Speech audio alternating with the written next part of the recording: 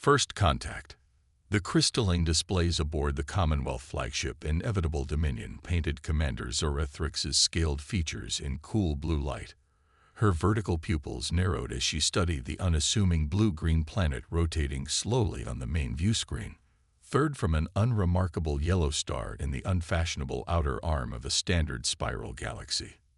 Earth, she pronounced carefully, the translation protocols rendering the name with a slight hiss through her respiratory vents. Preliminary assessment indicates a typical Class C civilization.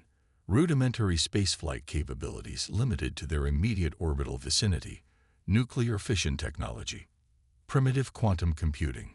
Digital communications networks. Estimated conquest difficulty. Minimal.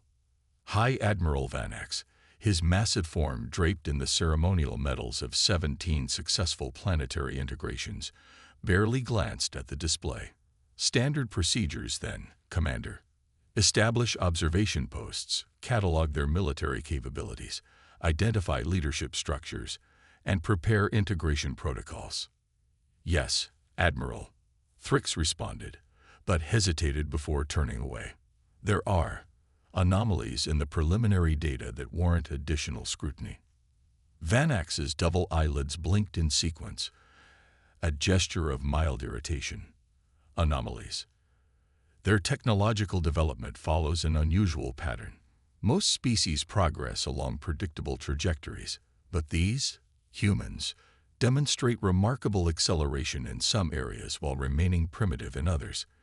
They achieved nuclear fission nearly a century ago, but haven't established permanent extraplanetary colonies.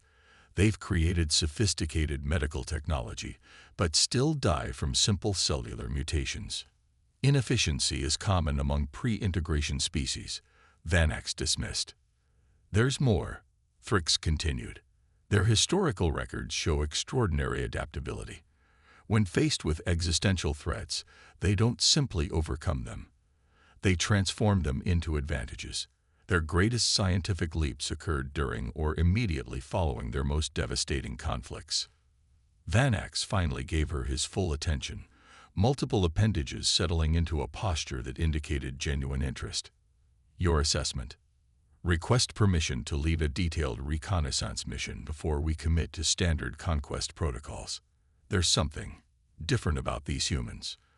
The High Admiral contemplated the request, his chromatophores shifting through shades of deep indigo, a sign of deep thought among his species. Granted, you have one orbital cycle, but Commander, he leaned forward, don't let scientific curiosity delay the inevitable. The Commonwealth requires new resource worlds, and Earth appears suitable. Commander Thrix assembled her specialized reconnaissance team within the hour. Lieutenant Kraz, their cultural anthropologist, had already been monitoring Earth's information networks, absorbing their languages, art, and social structures. Specialist Ven, an exobiologist, had been analyzing biological samples collected discreetly from various ecosystems. Engineer Pelix had been assessing their technological capabilities, particularly their weapon systems. Report. Thrix commanded as they gathered in the secure briefing chamber. Kraz activated a holographic display showing a montage of human activities. Fascinating species, Commander. Deeply contradictory. They create elaborate belief systems about peace and cooperation, while simultaneously developing increasingly efficient ways to destroy one another. They experience strong emotional attachments to genetic relatives, but will ruthlessly compete against members of their own species for resources or status. Their biology is equally perplexing, Ven added, projecting cellular structures and DNA sequences, remarkably adaptable immune systems, extraordinary neural plasticity. Yet their lifespans are brief, their reproduction inefficient, and their physical capabilities unremarkable compared to other carbon-based species. Engineer Pelix projected schematics of human military installations. Their weapons technology is primitive, but creative. They've developed multiple approaches to the same tactical problems, often maintaining redundant systems rather than standardizing on the most efficient solution. Thrix absorbed the information, her analytical mind searching for patterns. Recommendations. Standard integration protocols should be sufficient, Pelix stated confidently. Their most advanced weapons would barely penetrate our vessel's atmospheric shields. I disagree, Kraz countered. Their psychological profiles suggest they won't respond predictably to demonstrations of superior force. Historical data shows they often fight most effectively when victory appears impossible. Ven hesitated before adding, "There's something else. I've detected unusual radiation signatures from several locations on their planet, energy patterns that don't align with their known technological capabilities." Thrix's interest sharpened. "Explain." "I cannot, Commander. The signatures resemble nothing in our databases, but they appear to be artificial and concentrated around what humans designate as classified military installations." Before Thrix could respond, an alert chimed. Lieutenant Morax, their communications specialist, appeared on a secondary display. "Commander, we've intercepted a high-priority transmission from the human military facility designated Cheyenne Mountain Complex. They've detected our presence." "Impossible," Pelix protested. "Our cloaking technology should be undetectable to their sensors." "Nevertheless," Morax continued, "they are scrambling what they call experimental aircraft to investigate gravitational anomalies consistent with our position." Thrix made a swift decision. "Maintain observation distance. Let's see what these primitive craft are capable of." What followed defied all expectations.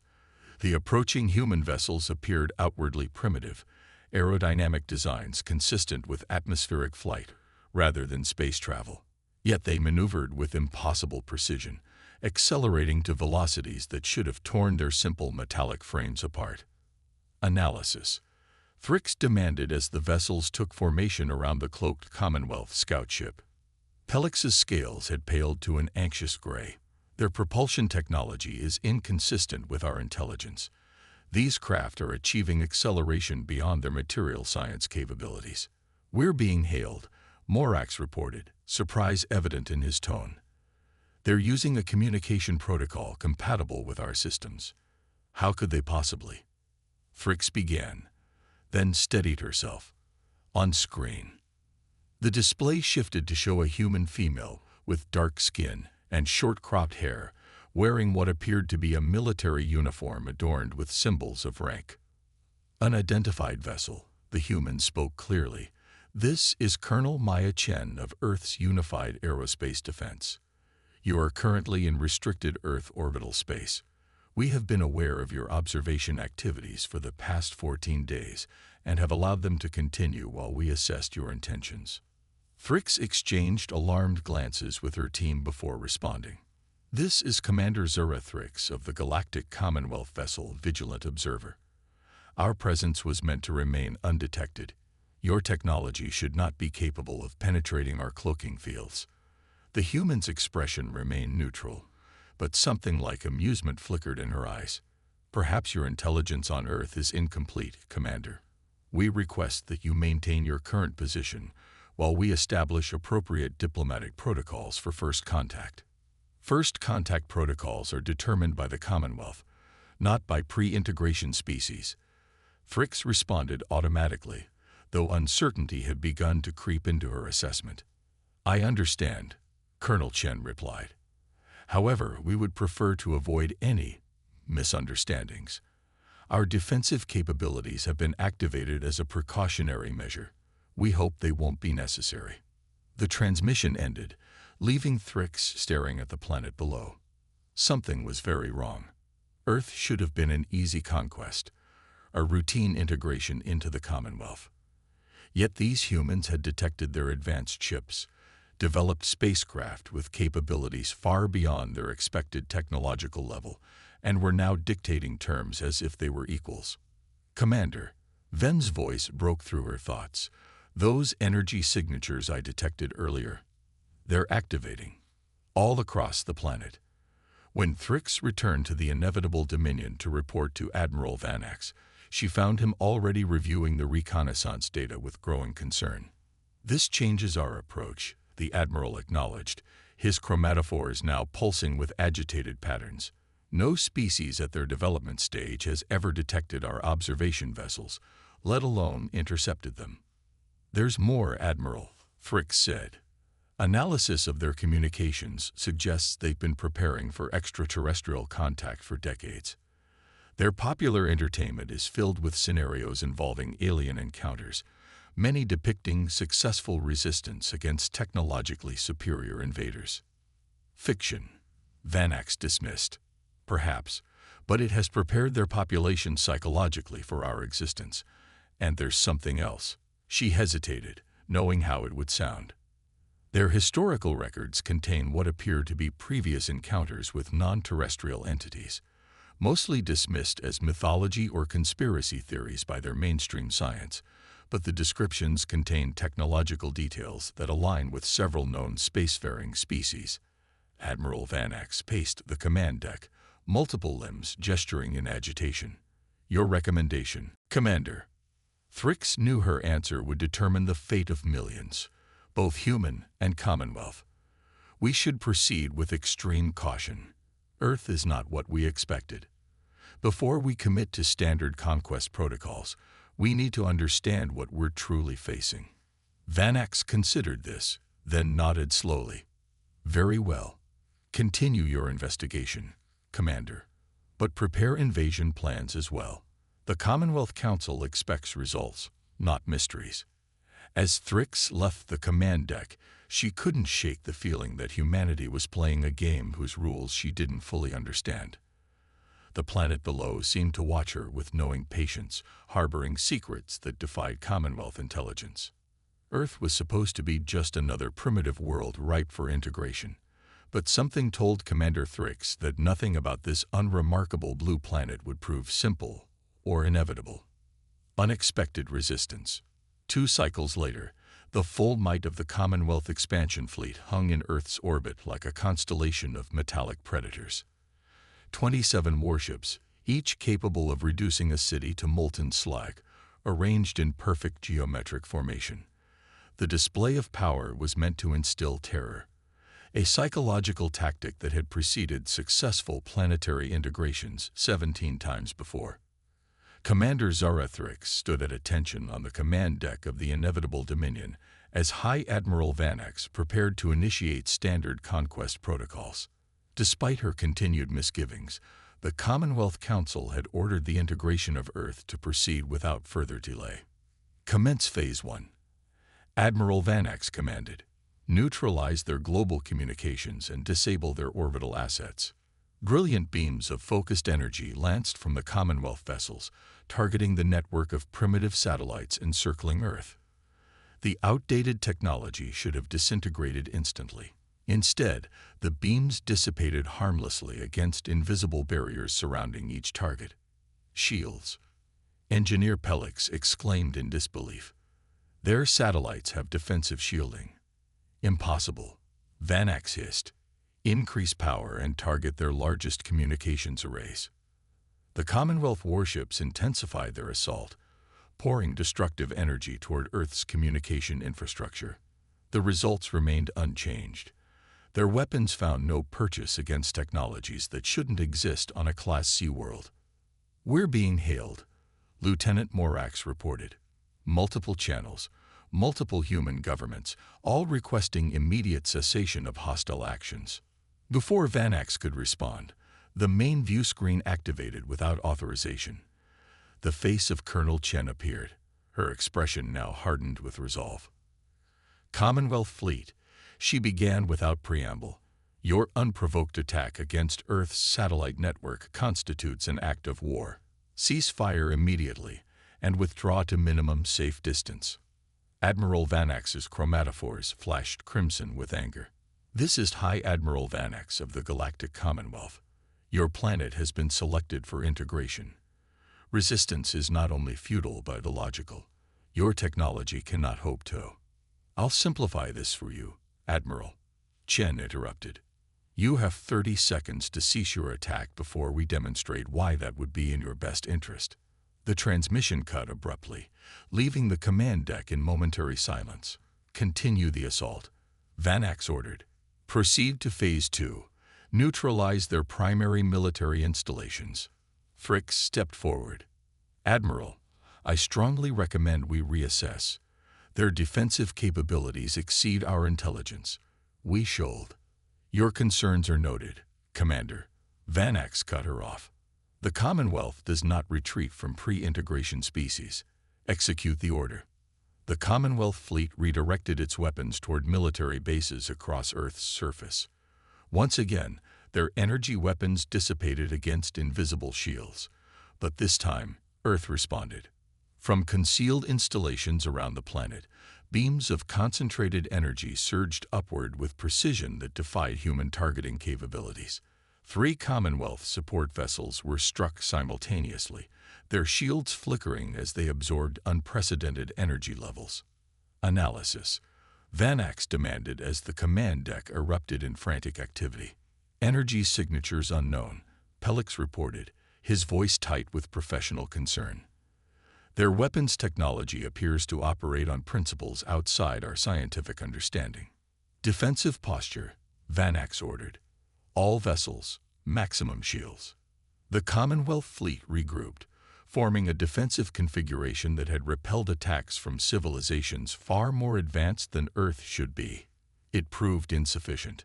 A second volley from Earth's surface struck with devastating accuracy. 1 Commonwealth frigate's shields collapsed entirely, the vessel's hull rupturing in multiple sections before emergency protocols stabilized the damage. We're receiving targeted communications directly to our command systems, Morax reported, unable to hide his alarm. They've penetrated our secure channels. A new voice filled the command deck, male, calm, and speaking in perfect Commonwealth standard language. This is General Marcus Rivera of Earth's Unified Defense Command. We have precisely targeted your propulsion and weapon systems. The next volley will disable, not destroy. We prefer peaceful resolution, but we are prepared to defend our planet by any means necessary. Admiral Vanax's massive form seemed to contract slightly, the first sign of uncertainty Fricks had ever witnessed in her commander. How is this possible? He asked no one in particular. Their technology cannot be this advanced. Admiral, Fricks spoke quietly. Request permission to open diplomatic channels. Vanax hesitated, his chromatophores cycling through patterns that indicated deep internal conflict. Commonwealth doctrine left no room for negotiation with pre-integration species, yet the situation defied all precedent. Granted, he finally conceded, but maintained combat readiness. Fricks established communication with General Rivera, who agreed to a secure video conference. The human appeared on screen alongside Colonel Chen and several other military and civilian leaders. Commander Fricks, Rivera acknowledged with a respectful nod. We appreciate your willingness to pursue diplomatic options. Your defensive capabilities are unexpected, Fricks admitted.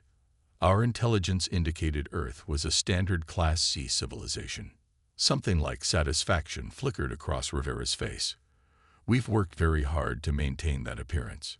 How? Fricks couldn't contain her scientific curiosity. The technology you've demonstrated exceeds your species' development timeline by centuries. Colonel Chen leaned forward. Let's just say we've had help. Not everyone who visits our neighborhood has conquest in mind. The implication sent shockwaves through the command deck. Other spacefaring civilizations had contacted Earth before, without the Commonwealth's knowledge. That's impossible, Admiral Vanax interrupted, joining the conversation. The Commonwealth maintains complete surveillance of all developed systems in this sector. An older human with silver hair and piercing eyes joined the conversation. I'm Dr. Eleanor Reeves, Director of Xenotechnology Integration. For decades, we've monitored your Commonwealth's expansion patterns. Your methodology is remarkably consistent. Observation, assessment, demonstration of force, then conquest. We simply prepared accordingly. With what appears to be prohibited technology transfer, Vanax accused. Such actions violate interstellar concordat regulations. Dr. Reeves smiled thinly. Regulations that Earth never agreed to, Admiral. We're not bound by Commonwealth law. The diplomatic exchange continued for hours, revealing a reality that upended Commonwealth intelligence. Earth had not only detected previous extraterrestrial observation missions, but had established discrete relationships with several non-Commonwealth species. These civilizations had shared defensive technologies specifically designed to repel Commonwealth integration attempts. When the conference concluded, Admiral Vanax ordered an immediate strategy session with his command staff. "This changes everything," he admitted, his voice heavy with implications. "Earth cannot be integrated through standard protocols. Their defensive capabilities match or exceed our offensive capacity, and they appear to have allies we were unaware of." "There's another factor," Thrix added. "During the conference, I detected unusual energy signatures emanating from beneath Earth's surface, distinct from their weapon systems.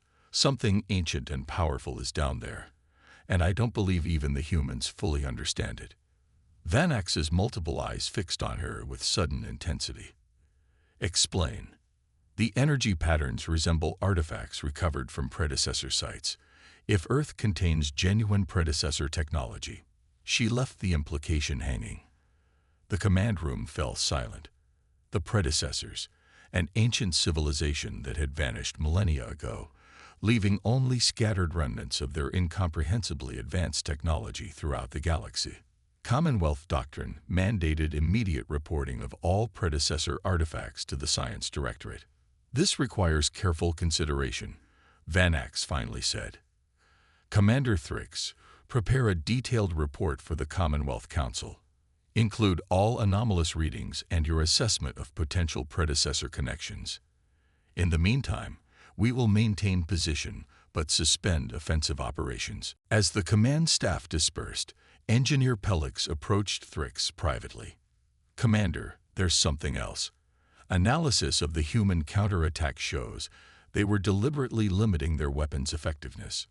They demonstrated precision and restraint, not maximum capability. You believe they're more powerful than they revealed." Pellix's scales rippled with uncertainty. "I believe they wanted to end the conflict without forcing us to escalate. That shows a level of strategic thinking uncommon among species facing their first extraterrestrial threat." Thrix contemplated this as she returned to her quarters to begin her report. Earth had defied every Commonwealth prediction, appended their integration timeline, and possibly harbored predecessor technology. But most concerning of all was the possibility that humanity, supposedly a young, isolated species, might understand the Commonwealth better than the Commonwealth understood them. As she compiled her findings, Thrix couldn't escape the growing sensation that they had stumbled upon something far more significant than a simple resource world. Earth was becoming less a target for conquest and more a dangerous enigma, one that the Commonwealth might not be prepared to solve. The hidden legacy. The Commonwealth research vessel, Empirical Truth, hung in geosynchronous orbit above what humans called the Nazca Desert, its sensors probing deep beneath Earth's surface. Commander Thrix observed the incoming data with growing fascination. 3 weeks had passed since the failed integration attempt, and the Commonwealth fleet remained in Earth orbit, not as conquerors, but as increasingly cautious investigators. "The energy signature is unmistakable," Science Director Nellis confirmed, his elongated digits manipulating three-dimensional representations of subterranean structures.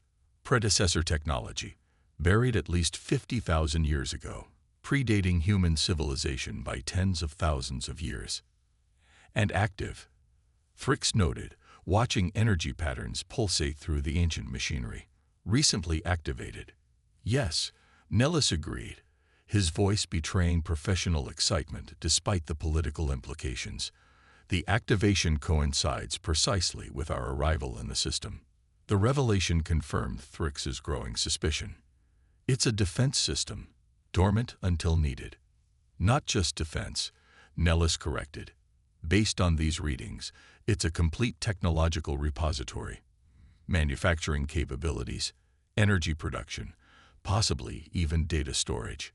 The Nazca lines on the surface appear to be markers, visible from orbit. Visible to whom?" Thrix wondered aloud. A new voice joined the conversation as Admiral Vanax entered the research bay. "That is the question that now concerns the Commonwealth Council."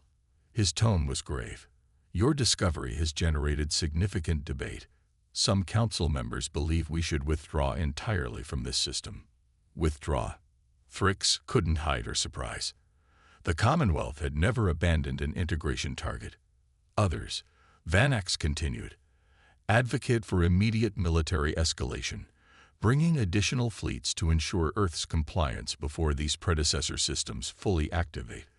Thrix felt her scales tighten with alarm. "That would be catastrophic, Admiral. We still don't understand the technology's capabilities or purpose.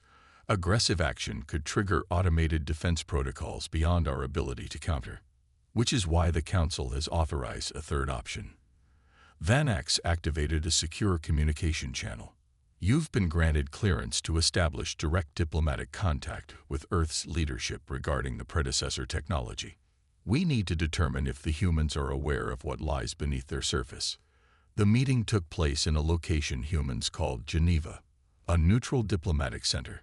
Thrix found herself seated across from Dr. Eleanor Reeves, General Rivera, and a distinguished human with silver hair who introduced himself as Secretary General Adeyemi of the United Nations.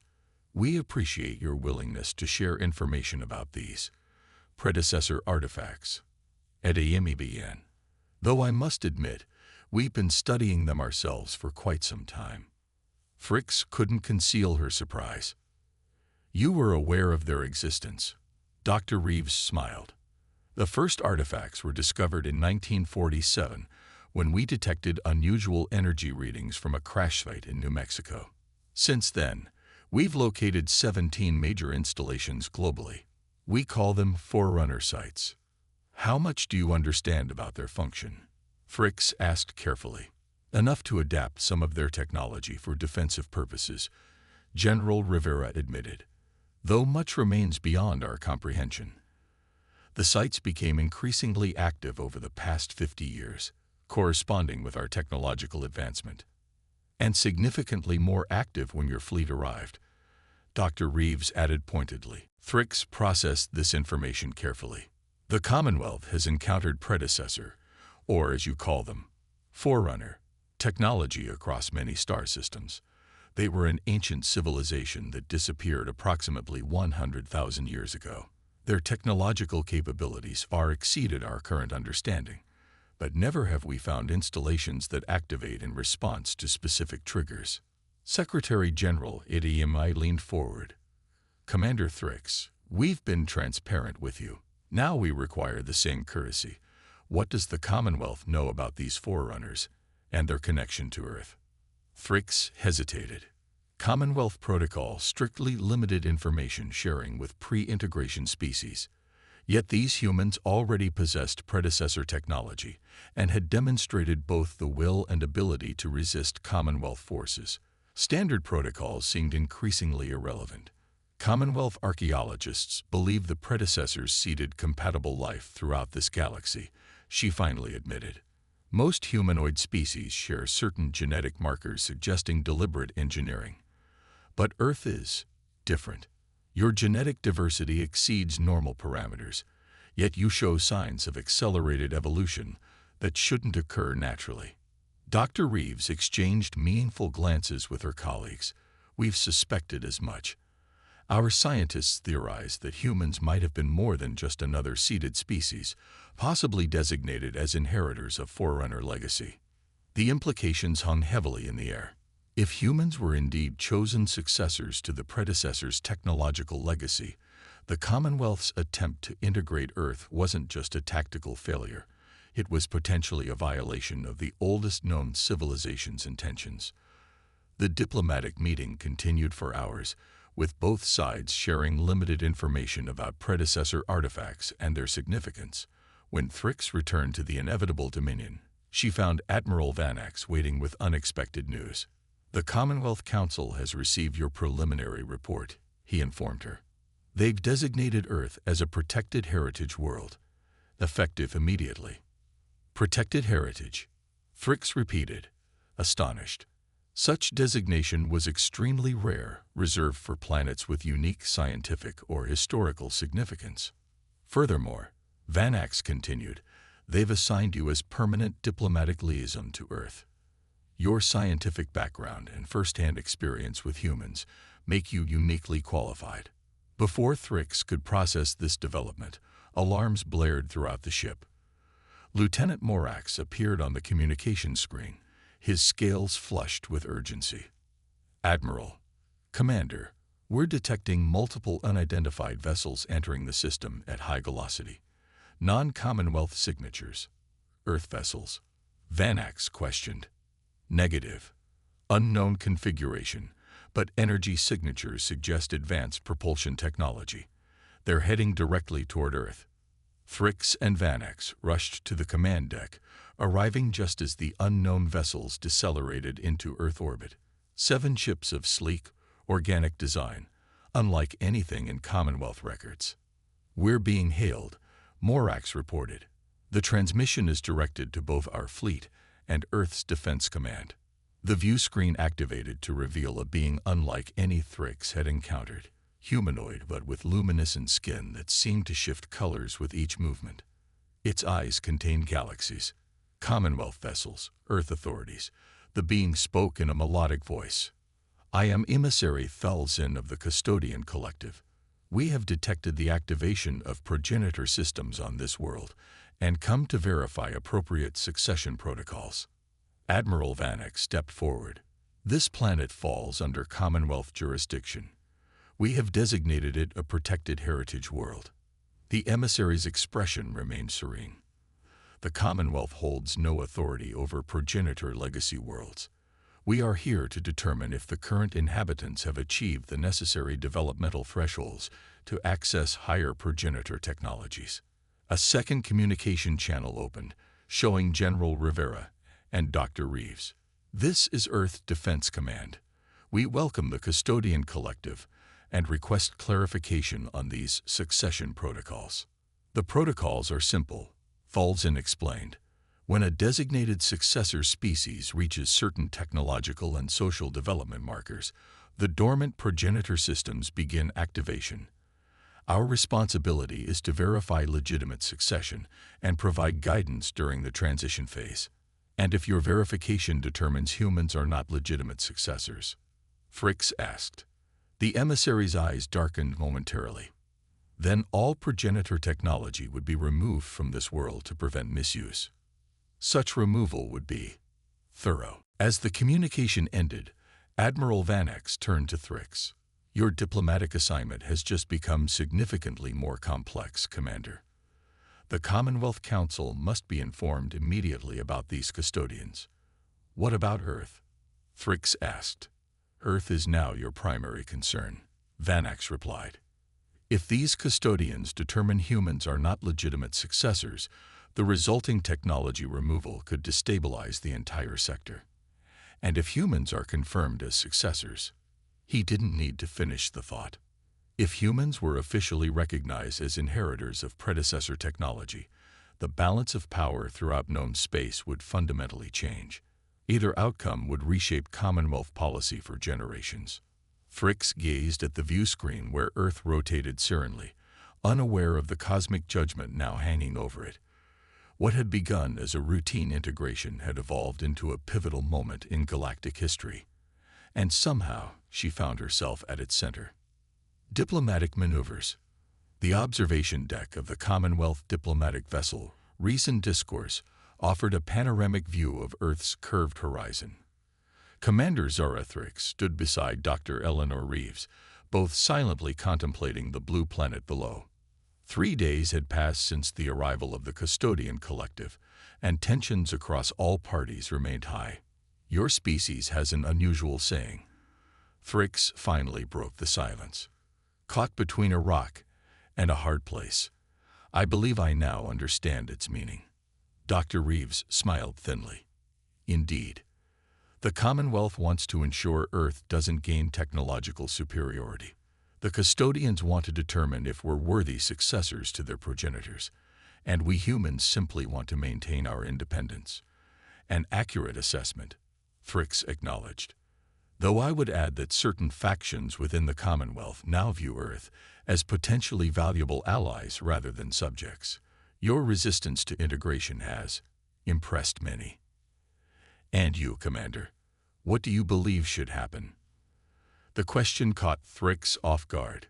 Commonwealth officers weren't encouraged to form independent opinions about diplomatic matters. Yet her experiences with humans had shifted something fundamental in her understanding. I believe, she said carefully, that the galaxy would benefit from humanity joining the interstellar community as equals rather than subjects. Your species thinks differently than ours. You find solutions where we see only problems. Dr. Reeves considered this. A generous assessment from someone whose fleet tried to conquer us 3 weeks ago. The Commonwealth doesn't view integration as conquest, Thrix explained. We genuinely believe we bring order and prosperity to developing worlds. Through submission. Through structure, Thrix countered. But I concede that perhaps our approach has become rigid over time. Their philosophical discussion was interrupted as both their communication devices activated simultaneously. The Custodian Collective had requested all parties assemble for their preliminary assessment. The meeting chamber aboard the custodian vessel Eternal Vigilance defied physical logic.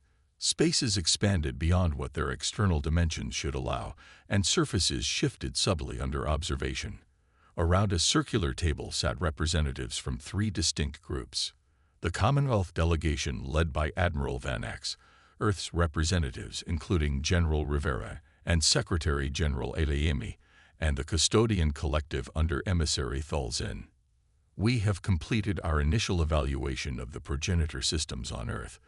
Thulzin began without preamble, his luminescent skin pulsing with patterns that seemed to convey additional meaning. The results are unprecedented. All present leaned forward slightly. The systems were indeed placed on Earth approximately 100,000 years ago during the final expansion phase of progenitor civilization. The emissary continued. However, they were not merely seated as technology repositories, as we initially assumed. Earth was designated as a continuation world. Meaning?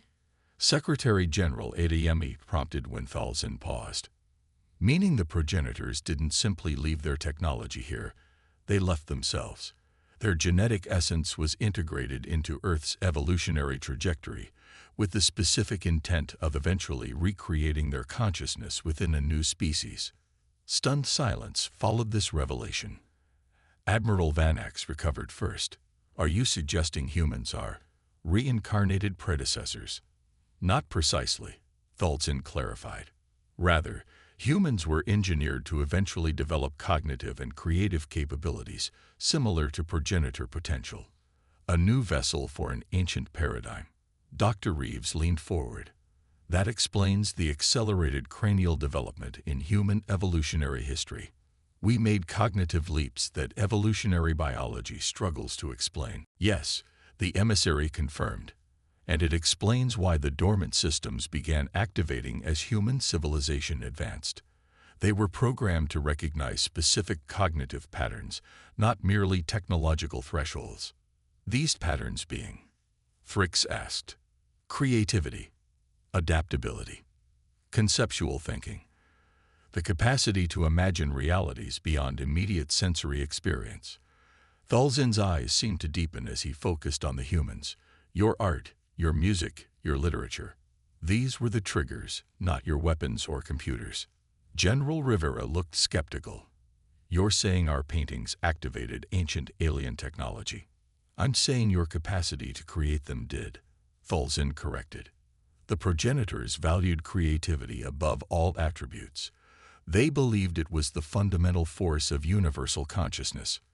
And your assessment of our worthiness?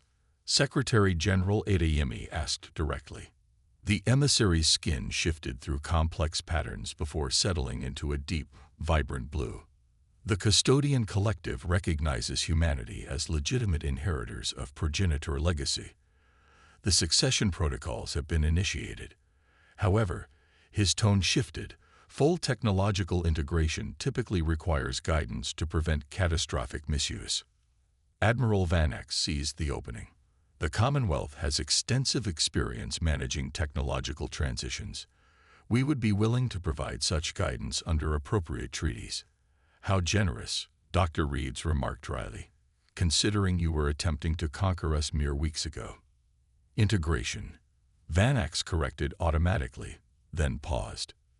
Though I acknowledge our standard protocols would have been inappropriate for Earth's unique situation. Fricks observed the diplomatic maneuvering with growing concern. The Commonwealth, while outwardly accommodating, would never willingly allow humans unrestricted access to predecessor technology.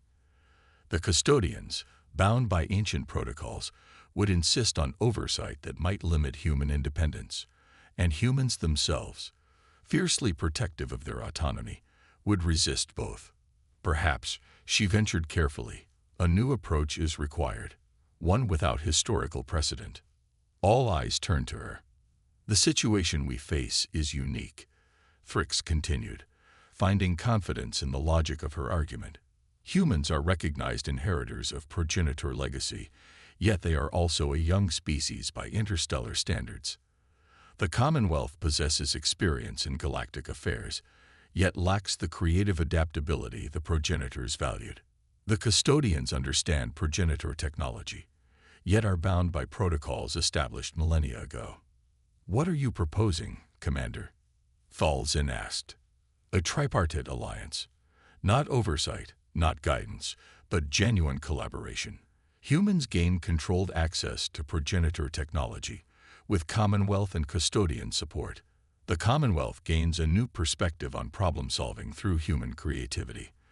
The custodians fulfill their mandate while adapting to unexpected circumstances, something the progenitors themselves would surely value. The chamber fell silent as each delegation considered the unprecedented proposal. Such an arrangement would require extraordinary trust, Admiral Vanax observed. The Commonwealth Council would need significant assurances regarding technology containment, and humanity would require guarantees of sovereignty, Secretary General Adeyemi added. We won't trade one potential conqueror for two overseers. The custodian collective has never entered such an arrangement, Thalzin noted, his skin shifting through thoughtful patterns. Yet the progenitors valued adaptation to changing circumstances. Perhaps this situation calls for precisely such adaptation. The discussions continued for hours, evolving into days of intense negotiation. Commonwealth legal experts drafted and redraft